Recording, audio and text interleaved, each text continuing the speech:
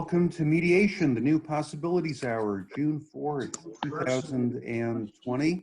I appreciate everybody being here to hear this wonderful presentation from Alex Carter. Professor Alexandra Carter of Columbia Law School has become a friend over the last many weeks, and I'm happy to say that. And I'm also happy to say she is the author of the international bestseller, Ask for More, 10 Questions to Negotiate Anything. It's been as high as number 3 on the Wall Street Journal bestseller list. And we know Alex is going to make a wonderful presentation about it. There will be plenty of time for questions and answers. And I'm sure there will be a lot of very timely questions and lively discussion given the extraordinary events in the United States and really around the world of the past week. We are here as part of the Will Work for Food project. We're here to raise money for food banks. So please, if you like what you see, make a contribution of whatever size is comfortable to you, to whatever food bank is in your area or which you favor. And if you're in a position of food insecurity yourself these days, we're happy that many of us are in a position to be able to support food banks and take care of everybody at this very difficult, very challenging time. I wondered if people could introduce themselves briefly in the chat. Just let me know who you are, where you're calling in from, and anything you'd like me to know about what you do. I think we have some mediators in the group, but it would be helpful. Elliot Herland, mediator, Minnesota. Hi, Jean Lawler, mediator, and I've been an attorney about a little over 40 years now, Los Angeles. Nice to meet you. Hi, Jean. Hi. Hi, Alex. Colleen Selby. I'm a lawyer and mediator. I'm in Vancouver, Canada.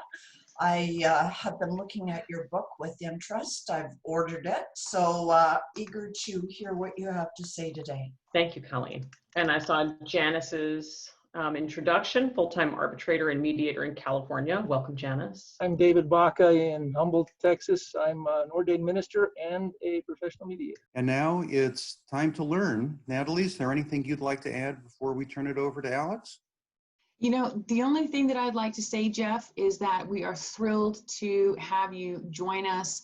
We really appreciate your time and your expertise in talking to our industry. I look forward to hearing about your book and how it can best serve our industry. Professor Carter, take it away. All right. Thank you so much, Jeff and Natalie, and to everyone for making the time today and this week. I've spent a lot of time in reflection thinking about how best to talk to you all today. And my thought was, together with Jeff, that I would present a bit about Ask for More and what it represents and the method that's contained in the book, and give some points about how it can be especially relevant for discussing the most difficult and most important issues of our time, as we are called to do as mediators. And so just a little bit about me, because I'm a clinical professor, which means I practice mediation at Columbia in New York and in New York City, and also because I mediate in New York City courts, it's impossible to distract me. And so I want you to feel free to ask me your questions at any time. You can pop them in the chat, right? That's what mediators do, right? We answer questions as they come up. If I can answer it right then, I will. And if I need to fold it into another slide, that's fine too. So I'll just let you know that. Why don't we, it looks like the host disabled screen sharing. Wow. Natalie, that was the fastest recovery I have seen. Congratulations on your Zoom mastery. Okay, wonderful. All right, so I'm going to talk a bit about Ask for More, and briefly, Ask for More, I'm a mediator, but Ask for More is a negotiation book. It brings some of what we do as mediators to the practice of negotiations. It's one of my goals for the book. And so I'm wondering, how many of you, in fact, when I was in law school, this is what I was taught about negotiation, that basically it's a back and forth over money. So negotiation is for those in the corporate world, you know, once a year when they go in and say, hi, Alex Carter, I had great results for the company this year. Keep me in mind when you're making your compensation decisions. Or negotiation is the transactional back and forth right before people sign a deal. Or in a context many of us are familiar with, negotiation is what happens when people unhappily end up in court and need to find a way to settle their way out of it. Over time, I came really to the belief that this was not an accurate depiction of negotiation, or at least the fullness of negotiation. But it wasn't until I went on my honeymoon to Hawaii in 2006 that it really clicked for me what negotiation is. These days, whether I'm speaking to groups of mediators or groups of corporate executives, social justice activists, or kids, this is how I teach negotiation. You know, and sometimes people look at this and I ask them, what does this have to do with negotiation? And they might say to me, well, I think it's about making the most of limited information, or it's about choosing the right outcome. And it's interesting because really what this picture is about is something so much more basic. You know, when my husband and I were in this kayak on the Wailua River, our guide turned around and said, please negotiate your kayaks to the left so we can wind up on that beach over there. And that was the moment that I thought, that's right. There's more than one way to think about negotiation. One way to think about it is just the transactional back and forth over money. Another way to think about it is when you're negotiating toward a beach, what are you doing? You're steering. And so I teach that negotiation is any conversation in which you are steering a relationship. And just a note here, since we're all, I believe, mediators on this call, or ADR neutrals, you know, yes, negotiation is something that I'm facilitating, right? So when I'm in the room with parties, I am facilitating their negotiation. But in a way, as a mediator, it would be naive to say that I'm not also engaged in steering my relationship with the people in front of me or by my side. That I'm engaged in thinking about how to build trust, where I'm taking that relationship, and being intentional and transparent in all the steps that I take to help us get where they want to go. I've been showing this picture now for a couple of years as I travel around the country and the world teaching about negotiation. The thing is, you know, wouldn't it be nice if this is what life was like? I think instead, the last couple of months have felt, I think for me and for many others, a little bit closer to this, right? Where perhaps it's a little bit less about drinking in the gorgeous scenery and a little bit more about how do I not end up on the rocks? You know, instead of being in a situation where maybe we're landing a bunch of new client work, we're trying to save client relationships or deals that have disappeared. You know, we're in mediations that maybe feel much more rocky in terms of terrain to navigate. And so the good news is that the approach that I teach and that I've learned from being a mediator does work quite well for this. But it also, I can tell through hard-won experience, works exceptionally well for this. And so it's my hope today to give you some thoughts that you can use for both the serene and the stormy times. And we're certainly in the midst of a stormy time at the moment. So this is the sum of the definition of negotiation that I practice and which I set forth right in the beginning of Ask for More. Negotiation is not just the money conversations. It's any conversation in which you are steering a relationship. And so every conversation we have with someone is an opportunity to steer that relationship for mutual gain. You know, I talk a lot to groups of women, and one of the things I talk about is that I'm not waiting for the money conversation to teach someone how to value me, to teach them how to think about me and my expertise. And I'm not waiting until the money conversation to really get to understand somebody else. That's not the first time I'm going to be asking them a good question or seeking to sort of get under the hood and figure out what's going on for them. I'm thinking about piloting my relationships intentionally in every conversation I have. You know, the other thing about a lot of the negotiation books that I had read before, and that definition of it's a back and forth between two people, is that it neglects the most important relationship of your life, which is the one we have with ourselves. If negotiation is steering, that steering has to start at home with us. And that's true both before I enter the room, and these days the metaphorical room, as a negotiator, but just as much before I enter the room as a mediator. If I have read case briefings or I've spoken to parties on the phone, making sure that I have done the internal work to get clear on myself, my emotions that day, my own personal needs, and what's happening for me, so that I can then go into the room and serve the parties from the fullest and the most clear place possible. Okay, so the Ask for More framework is about asking questions. It's 10 questions, 5 that you can ask yourself. This is what I call the mirror section, and 5 that you ask somebody else, and that's the window section.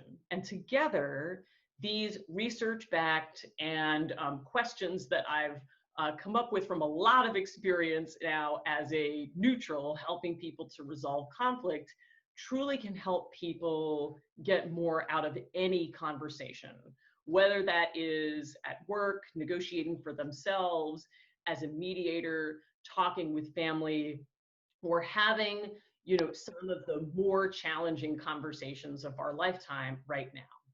I just want to talk a bit about the mirror and the window for mediators, okay? Because I wrote this book for people who are negotiating. And so under that framework, the mirror is the questions that I ask myself. And then if I'm negotiating with Michelle, right, I go into the room and the window are the questions that I'm going to ask Michelle. Now, let's assume that instead we're talking about Kimberly serving as a mediator.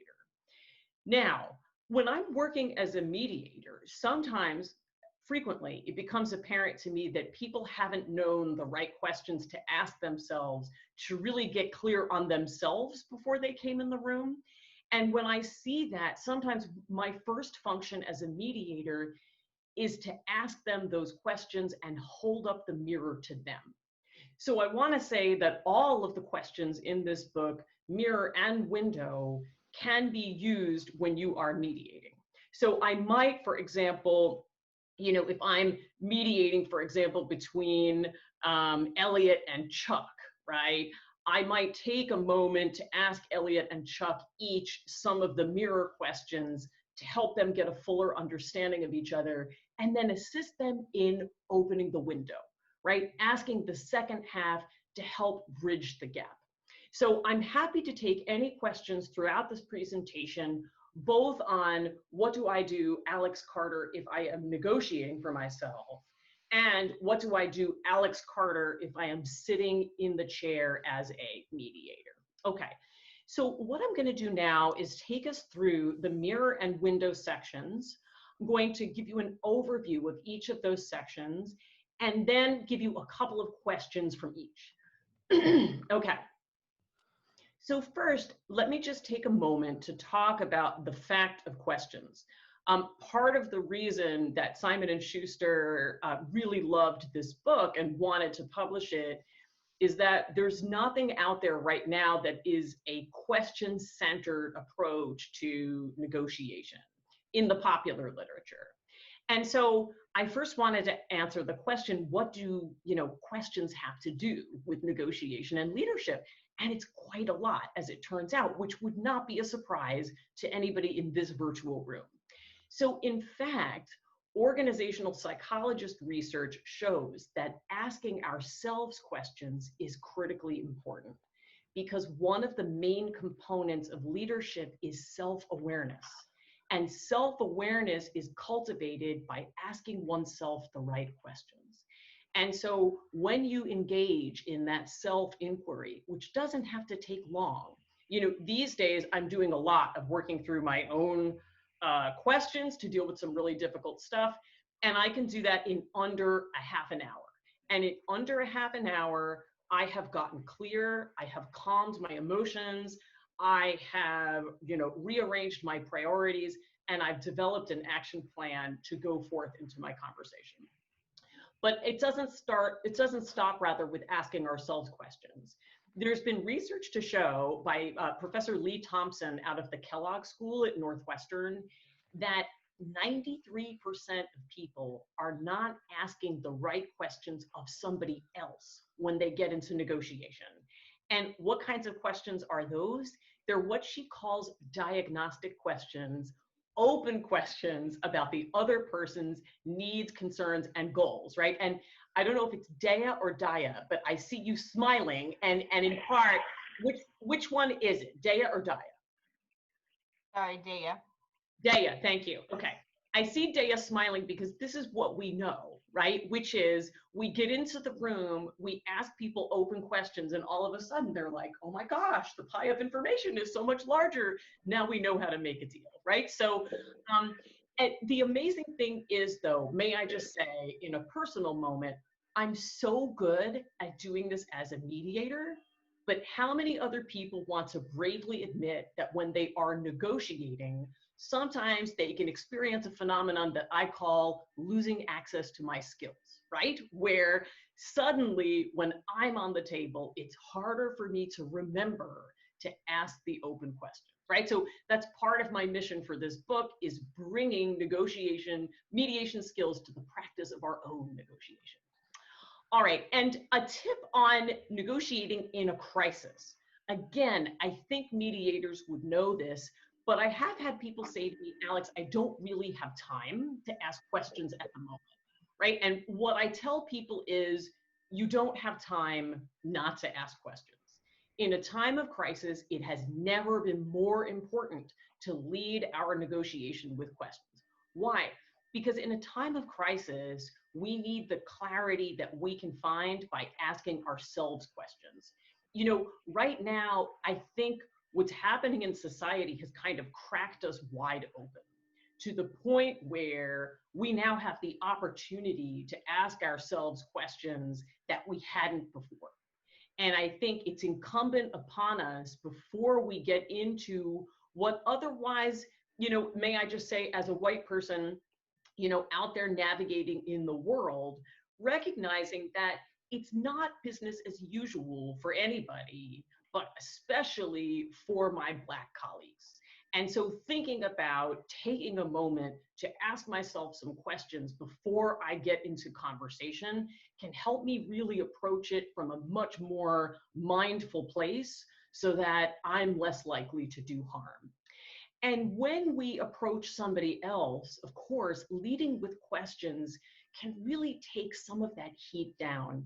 I've done whole programs, which Jeff knows and probably has attended, around negotiating during a crisis, and how it is that in times of trauma, for so many people, we can become more reactive. We can lose some of our self-regulation, and also it's harder for us to think and process. When we lead our negotiation by asking other people questions, we increase trust, we take down defensiveness, and we slow it down, right? As mediators, we're all about this. How do we slow it down so that things don't spiral and go in a direction that we don't want? All right, so let's talk about the mirror and the window. Again, the mirror is about starting your negotiation at home with you. It's about steering your own internal conversation before you engage in conversation with somebody else. And I get this question a lot, I would say particularly from women, saying, Alex, what's my source of power in negotiation? How do I approach things and feel strong and confident in what I have to offer? And what I tell people is that your source of power in negotiation is not bluster, it's not aggression, it's knowledge. When you know yourself really well and you can rest in that and rest in what you have to offer and what you need at the table. All right, so let's talk about a couple of questions from the mirror section. First question, this is the place that I tell everybody to start their negotiations. What's the problem I want to solve? You know, and the normal examples I give here, you know, sometimes people are in a conflict or they're entering a negotiation and they want to get to the solutions right away, you know, and mediators experience this, right? You know, I've had many lawyers say to me, Professor Carter, I'm sure you know what you're doing. All respect for your experience. Could we please get to the numbers, right? And like, could we solve this? And my answer is always, solve what? Right? As mediators, we know this, that the first exercise we engage in is defining the problem. And in fact, when we're mediating, we know that sometimes the issue is people define the problem differently, right? In an employment context, you know, the employer might be thinking, well, or saying, well, you know, it's just this one thing, you know, it's this one promotion that she was denied for, and here's the reason for it. And the complainant comes in and says, it's not about this one promotion, it's about the system, it's about the pattern. And in fact, you know, on a personal note, I just want to say that this replicates some of the conversations that I have seen happening right now. So for example, you know, there's a group that I belong to of law professors across the country. And, you know, last week there was a discussion in that email group where a couple of well-meaning white professors were saying, okay, so let's figure out the problem here. We need to figure out what the maximum is that the officer who murdered George Floyd can be charged with, right? And so they were tossing out, you know, sort of different levels of murder and what the charge could be. And a couple of Black professors chimed in and said, you know, with respect, like, this is not the problem.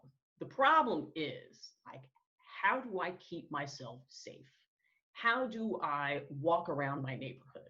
How do I keep my children safe? How do we ask the questions that are going to enable us to systematically reform and dismantle, you know, a lot of the structures of oppression, right? Again, particularization of the problem, systematically defining the problem. And so, you know, I want to say that this is something that, you know, as a white person and as a white woman, when I walk into spaces, you know, really engaging with, you know, the other person's definition of the problem and disciplining myself to listen and really understand that. Because unless we understand how the other person is defining the problem, we will not have productive conversation from there, and we will not reach healing and agreement. You know, there are ways to think about this that are a little bit more granular, you know, in the mediation room. So if somebody comes in, right, and it's an employment case, what's the problem I want to solve helps me diagnose, you know, is it, okay, so, oh, I see I'm getting a few things. Implicit bias. Yeah, thank you, Elliot. I'm so glad that you brought that up, right? So implicit bias is about, you know, what's our go-to when we define the problem, you know, and I think, you know, there's research to show that for, you know, some white folks, right, we define the problem in the particular, right, and the oppressed group is more likely to see it as a system, right? We're going to say, oh, this is a contract failure, and they're like, no, that's not a contract failure. Here's the much larger failure. Going to the mediation room, you know, what's the problem I want to solve? This really, I find, I help, you know, complainants think about, you know, is this just the promotion that you're looking for? Or, you know, what are your long-term goals? What do you want your life to look like 5 years from now? You know, for some people, it's about the promotion. For others, you know, it may be about systematic change. For others, it may be a monetary problem, right? So really helping people fully define the problem that has brought them in the room helps them achieve not just a result, but a durable result. And isn't that what we want as mediators? Okay. Next question is this. Now, this is a mirror question for negotiators. How have I handled this successfully in the past? And I will say this is a really powerful question for a negotiator to ask herself for two reasons. One, the mere fact of asking this question acts as what's known as a power prime. This comes from research my colleague at Columbia Business School, Adam Galinsky, and others did, where they found that if people thought about a prior success before they went in and negotiated, they were more likely to negotiate better or more successfully. And this question is going to be one that is familiar to a lot of us as mediators, because how many times have we gotten in the room and, you know, the parties in front of us just feel despair, right? Like this problem is so huge and how are we going to solve it? And things went so wrong. And when we remind them or ask them about a time that they have handled something like this successfully in the past, I'm betting there's a lot of mediators there who have found, as I have, that that can be kind of a magic question. It helps us generate data, helps us think about approaches that worked before that might work again in the future. It's also diagnostic, because if I know what worked in the past and then I looked at what happened here, I can say, oh, you know what's occurring to me, guys, now that you talked about this, I can see that this project had several key differences, right? So it helps us diagnose. Here's the thing, you know, I think that it works really well as a mediator to ask people how they've handled something successfully in the past. I've used this over and over again as a negotiator, and it is fantastic. Let me give a couple of examples. You know, these last few months have been really challenging. At the beginning of March, I had a meeting with my literary agents. You know, we went to a restaurant in New York City and they were like, Alex, you're killing it. You got so many in-person events. You got this book tour. Oh my God, you're going to slay it, right? And then gradually over the following 10 days, everything evaporated.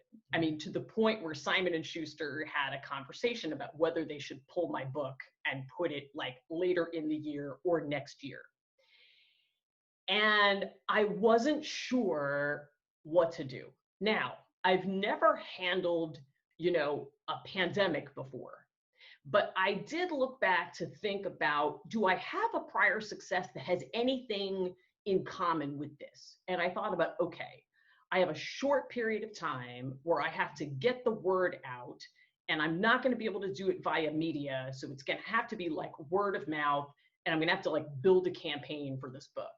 When have I done this before? And I remembered that I had successfully run my husband's campaign for local office 5 years ago.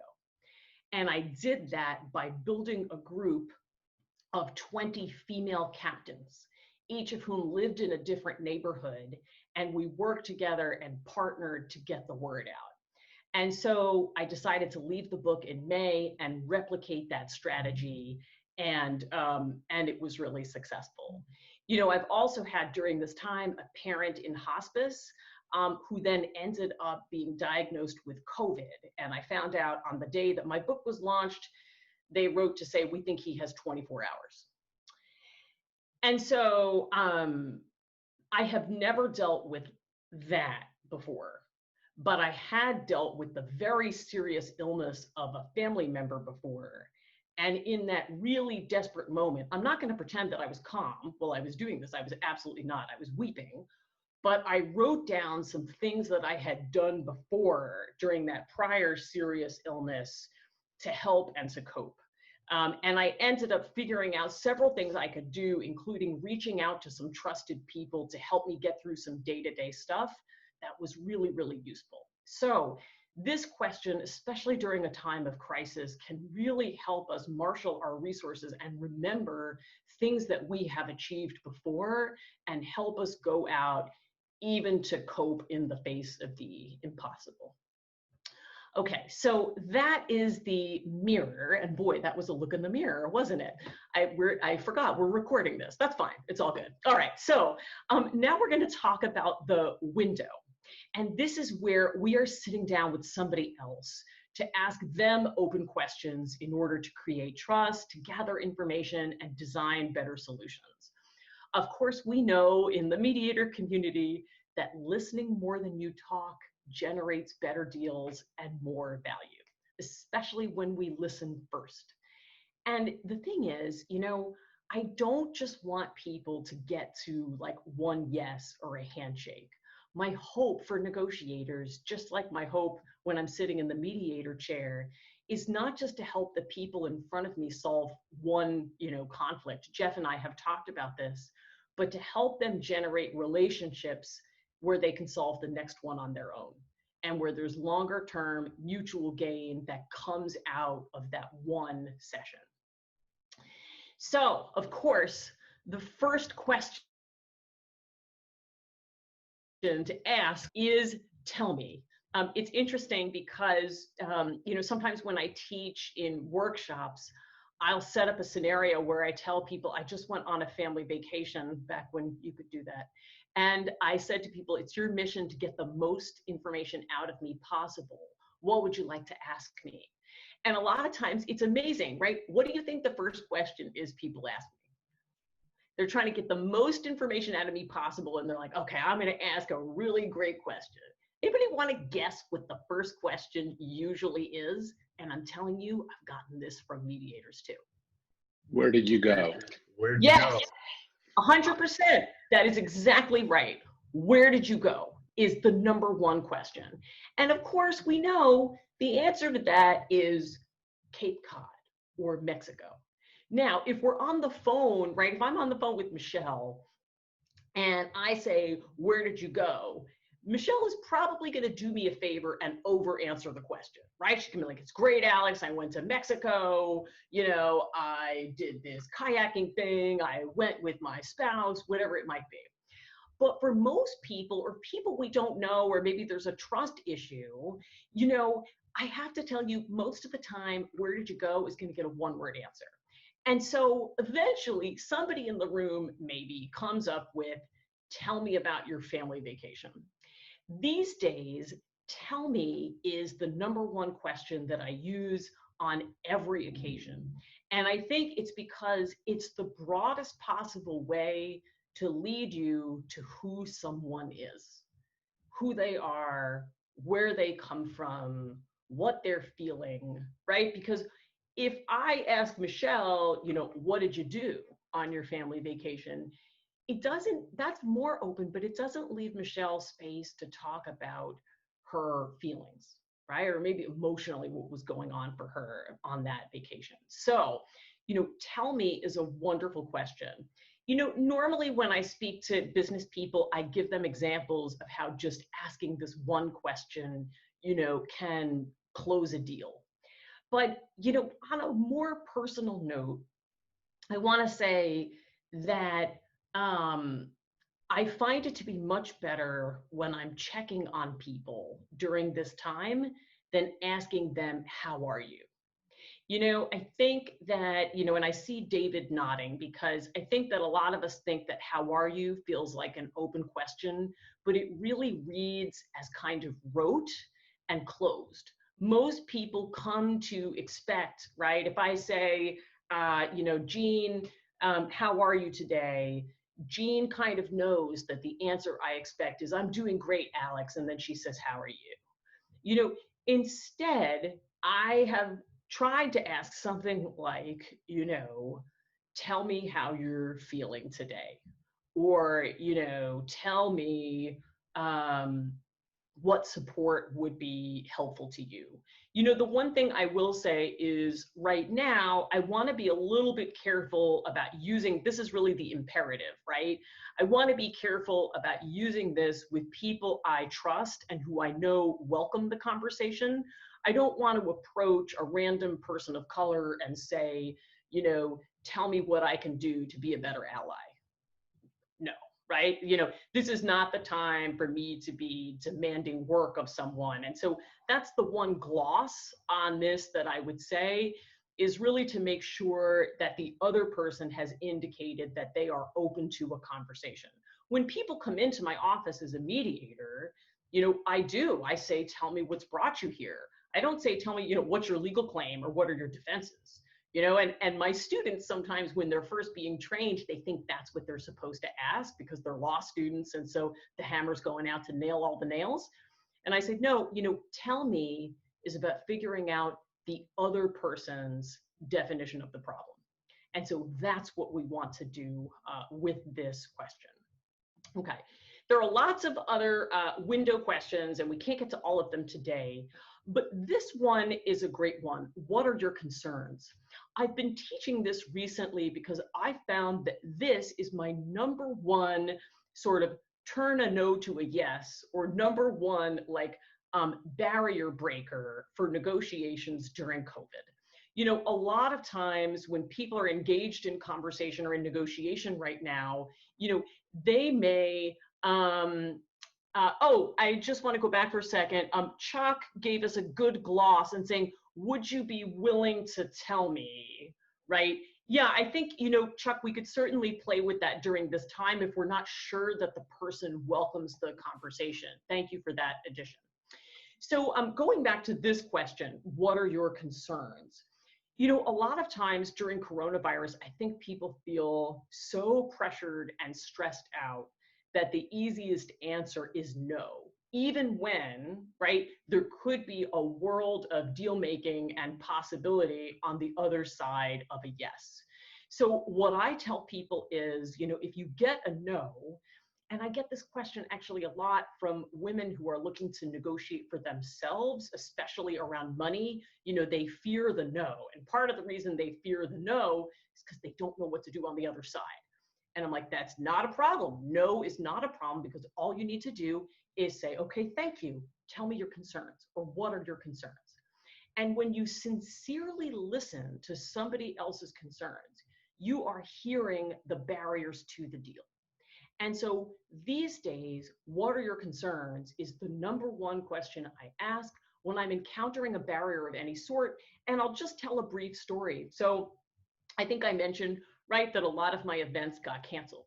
The one thing I was holding on to is my town has a wonderful indie bookstore that is like, has won awards, it's nationally acclaimed. It's called Words Bookstore.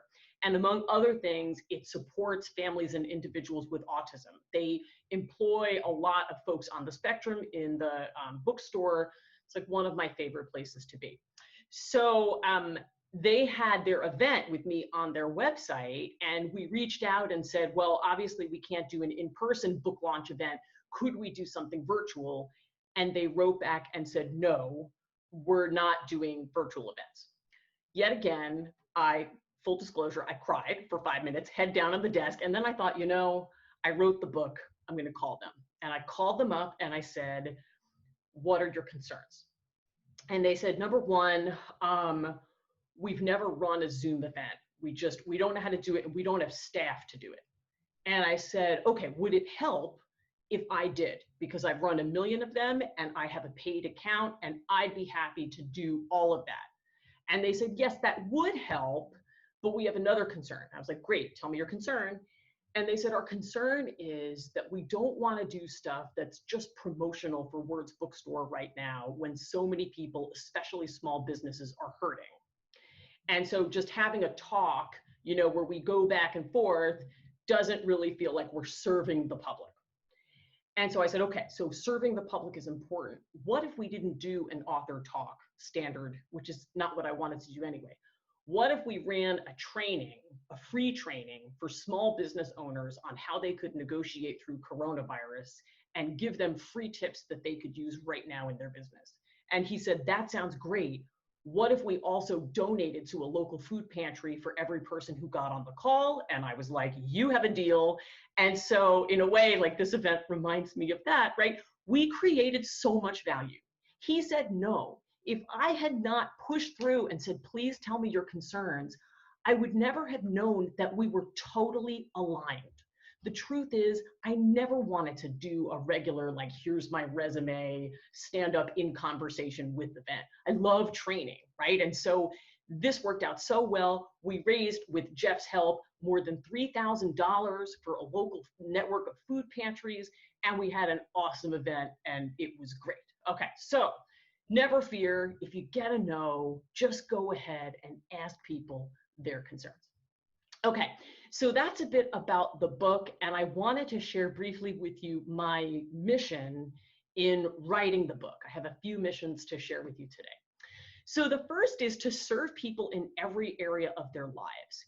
You know, I felt reading the other negotiation books that they missed part of the magic that we create in the room as mediators.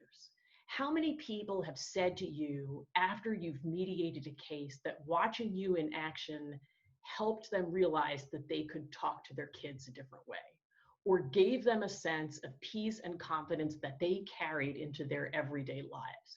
That, I think, is the most profound privilege and blessing of what we do, is that we give people tools that they can use across the board.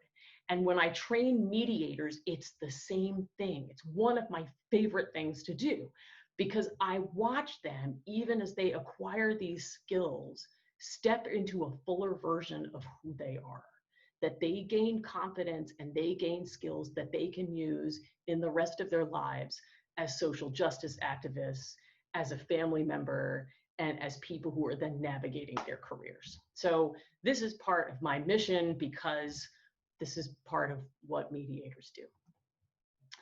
The next is not just to teach negotiation, but I see negotiation as a tool for empowerment and equity. What does that mean? It means that I work only with partners and on events where people are committed to using negotiation to help each person reach their highest and best, and also where we can come together to make sure that everybody has a meaningful, a real, not a symbolic seat at the table. And we are working together to create the kind of communities that we all want in this world. Third, as I mentioned, I wanted to teach people what mediation was. I have to tell you, one of the greatest sources of satisfaction in this book is that even some of my colleagues at Columbia Law School, when they read an early version, they were like, that's what mediation is. They didn't know. And so in the course of buying a book on negotiation, people are going to understand what mediation is. And I thought it was relevant because my whole approach to negotiation comes because I studied mediation first. I sat in the mediator chair first before I ever studied how to advocate for myself. And as a result, once I sat in the chair as a negotiator, I was thinking about, how do I use my words to bring people together? And so I wanted to bring that approach to the field of negotiation. Okay, I think we have somebody who is not on mute. I'm hearing a little bit of traffic, but that's okay. All right, last mission is to increase representation in the popular negotiation literature. So what does that mean? It means that when I first thought about writing a book and I had the idea to write a book, I was stepping into a field where there really is not a lot of representation. In fact, Simon & Schuster sent me a graphic when we were looking to come up with my cover. They said, okay, Alex, here are your comparable books. 8 books, 16 authors, and 1 woman in the 3rd author position on Difficult Conversations. Sheila Heen, who endorsed Ask for More, as did Doug Stone. They're really wonderful colleagues and friends. And so this was a little dispiriting, I'm not gonna lie, looking at this picture. And so I'm really proud that Ask for More is one of the only negotiation books out there that is solo authored by a woman. I've been fortunate to have a ton of support, both from women in the field, but also from men.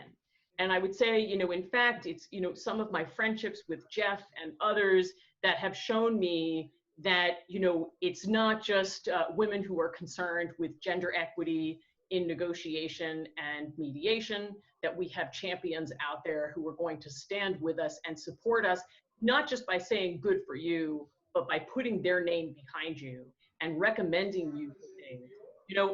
I've often heard that the difference between an ally and a sponsor is that an ally talks to you and a sponsor talks about you.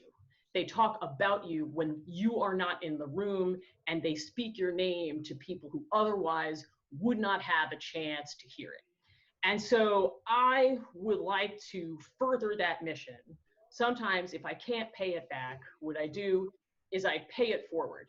And so today I would like to introduce you to one of my friends who is a wonderful woman in the negotiation space. Anybody heard of her? I'm looking and I see, no, okay. Minda Harts is fantastic. She wrote a book and published it last year called The Memo: What Women of Color Need to Know to Secure Their Seat at the Table. This, may I say, is a wonderful book for white folks also to read. One of the things, in fact, that I learned from reading Minda's book, which I have a copy of, is that instead of using the word ally, which I just did and I need to work on, she uses the term success partner. And if we think of our work as mediators, what we do with people, we partner with them in their success. And so this is what Minda asks of us, that we see ourselves not as just passive allies, but that we partner with people, we do the work, we take the actions to be a full, co-owner in their success. Minda's book is available. Also, thank you so much. And I would really appreciate it if you guys would take a look at Minda and her work. I have seen her speak. We spoke together at a summit for women back in November. I thought she was incredibly impressive, and I've been impressed with all of her content since then, as well as her book. It's a quick read. And for those of you who would like to stay in touch with me, I would welcome that opportunity. I am on LinkedIn. I'm on Instagram, if you also like, cooking videos and kid pictures. And I'm on my website, alexcarterasks.com. I have some free webinars on there as well around negotiating virtually and negotiating through crisis and work-life balance issues that are free and shareable and can be used by anybody as a resource. And so with that, I will stop my share and take any questions. Alex, that was fantastic. I've heard your presentation several times, and I think today, as the late, great Little Richard might have put it, you let it all hang out. It was just terrific. I think we have a small and friendly enough group that there's no real need to moderate questions. I think if we just go one at a time, whoever would like to go first, please unmute yourself. We have a little over 10 minutes left. Let's have some questions and conversation, please. Alex, I'd just like to say I really appreciate your presentation today. And the last couple of days, I spent a lot of time on your website, watching your videos. I was very impressed. I particularly liked the story when one of your interviewers asked, tell the story of your biggest blunder that you wrote about in the book, that when you went to Oklahoma and you were getting your rental car. That's not my biggest, for a second when you said, would you tell the story of your biggest blunder? And I was like, I'm gonna have to go into the Rolodex here, David, because I've added a few since I wrote the book, let's put it that way. I feel like, in fact, I made a post on my Facebook timeline about how to apologize. Brene Brown has been talking about this because I feel like I've been stepping in it right and left. But yes, the first time I ever went to Oklahoma was with my co-professor at the time, Sean Watts, who is from Oklahoma and a member of the Cherokee Nation. And we were headed there to do some peacemaking observation of the tribe and their justice courts. And so I was a younger professor, much younger, And I was used to, when people asked me what I did and I said I was a law professor, they would give me the look that some of the women are going to be familiar here with, which I call the slow blink, where people are like, like they can't believe that okay.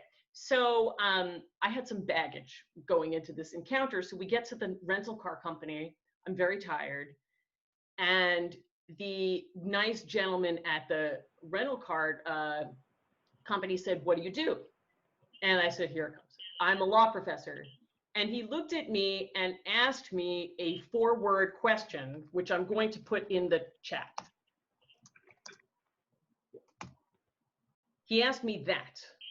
What do you teach? Okay. Now, anybody else here born in Brooklyn? I heard that.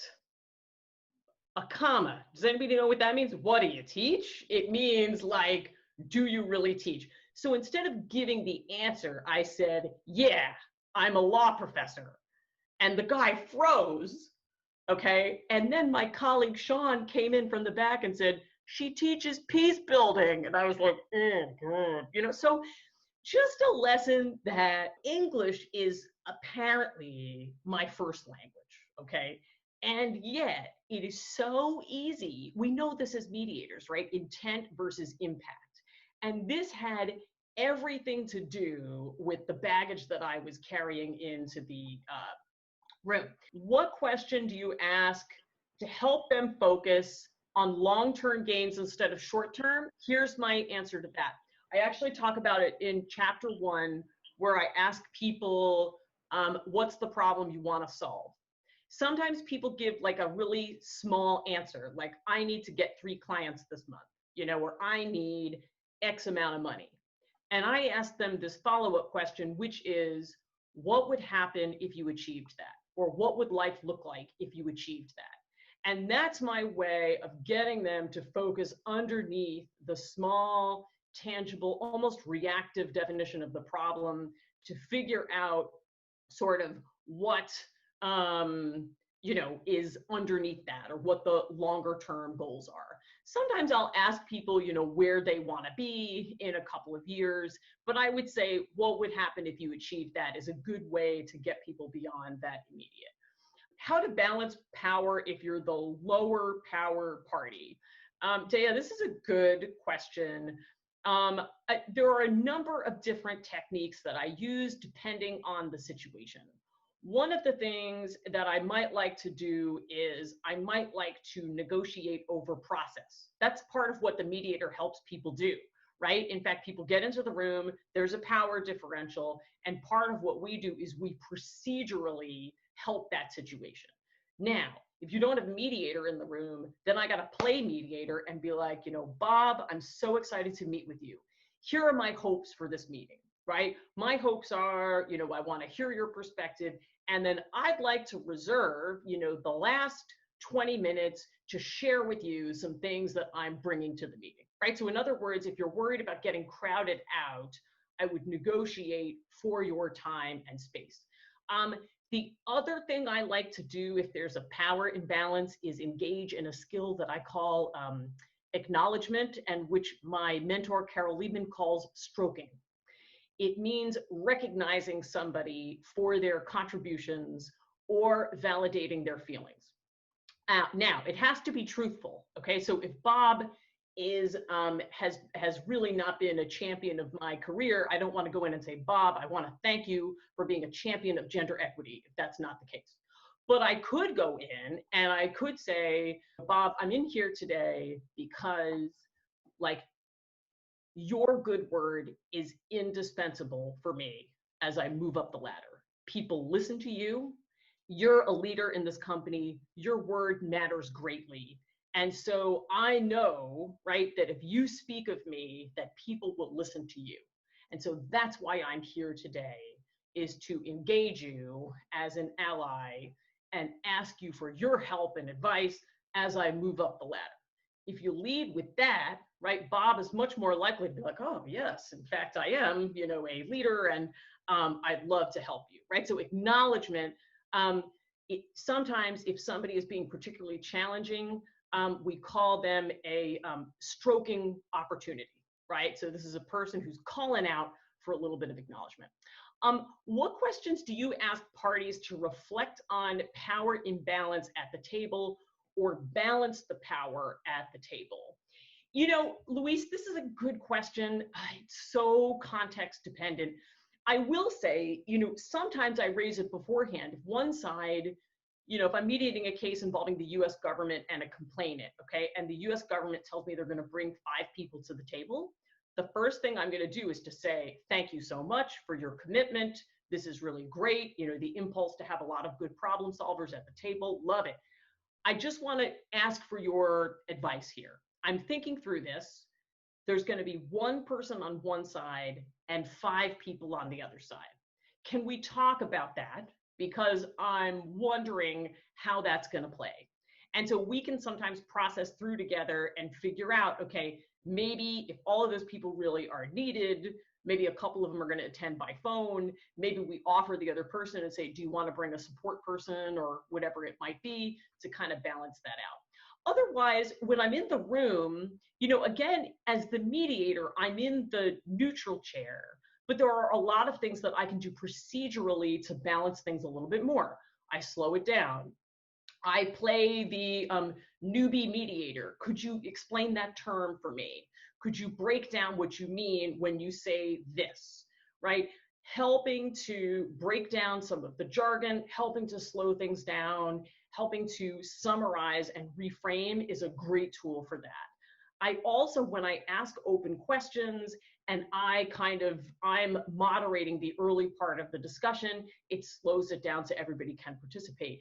And finally, if I have a major power imbalance, I might caucus, you know, because I might want to, and I would say, even if it's been very civil, if I have an unrepresented person at the table, I want to caucus, I think, during the idea generation part of the mediation, because I want that person to have a space to process and like really think through their options without the pressure of the other lawyer sitting at the table.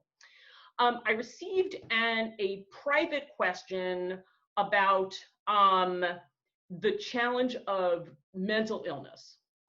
And I have dealt with this before many times.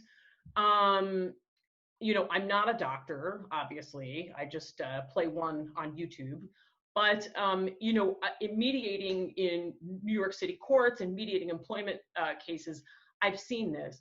I've in fact really admired, sometimes I get people with mental illness who reserve it for caucus. So in joint session, they'll tell me there's been a pattern of harassment. And when I say, can you say a bit more about that?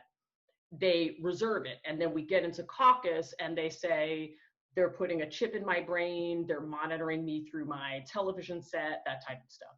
You know, what I really, if legal rights are at stake, I'm generally not mediating that through to agreement. What I have done, you know, with the person who said they're part of a worldwide conspiracy, I did ask a few questions. I asked her to tell me more about the conspiracy. And then I asked her to tell me how she would know if the conspiracy had been called off. Because I wanted to see if maybe there was some kind of on-off switch, you know, inside. I also asked her, like, how would you know if I've been co-opted by the conspiracy? Because she told me that she would try to go into doctors and they would say they could help her and they would leave the room. And then when they came back, they were co-opted. So I got into some of the trust issues. I asked her if we could help her, you know, find a doctor that was not part of this. And then we called the session off, right? So I never challenge. I deal with that reality like I deal with any other reality, with respect. I summarize it, I ask questions, and I try to figure out the best way that I can help that person within my sphere of expertise, right? I wasn't going to say to her, I think you've mental illness, see a doctor. But I did say, the weight of this seems enormously stressful. Have you been able to seek support, right? So I can do that. I got just a comment here, you know, about my story about Oklahoma, saying, you know, the idea is never assume, right? That I assumed what that gentleman meant when he said, what do you teach? And so really, I think you know, it's a great thing. It's a reminder for us not to assume and to be curious. And finally, Michael said, it sounds like you're a fan of joint sessions. Yes, Michael, I am a fan of joint sessions. What I tell people a lot of times is joint sessions are efficient, right? We can get through a lot of material that other times, like if you want me to get a workout running back and forth between rooms, you know, sounds great and my genes will thank you. But otherwise, right, like if we want to spend time together, and ultimately you are the most impactful deliverer of your message, right? And so I do think there's great power in having people together in joint session. And one of the things I'm proud of as a mediator is, again, I've spent a lot of time in New York City courts. I can manage the conflict. I feel really confident that I can get two people together plus lawyers, and we can have at least an introductory session that helps people understand. This is the last thing I'll say. My husband is an in-house litigator, and he tried dealing with a case where the mediator kept them apart the whole time. And the complainant kept shifting the goalposts, right? And so he came to me and said, I can't talk about the case, but there's this dynamic. The complainant keeps saying, it's over here. No, it's over here. And I said, you know, the thing is, you got to meet her. You have to see her face to face to understand what she's about and what her hangup is, and have her see that you're a human being, not just a company. They met in person, they settled the case. Thank you so much. We know you have a hugely busy schedule and are probably off to another interview. We want to be respectful of your time and everybody else's. Buy the book, ask for more, contribute to food banks if you like what you saw. And the other book you recommended, Alex, was The Memo. The Memo, yes. It's By What Women of Color by Minda Harts, which I am going to show you right here. MindaHarts.com. The Memo, What Women of Color Need to Know to Secure a Seat at the Table. Great. Thank you, thank you, thank you. This was a fantastic hour. With that, bye-bye, everybody. We'll see you next week. Alex, thank you once again. Thank you so much, everybody.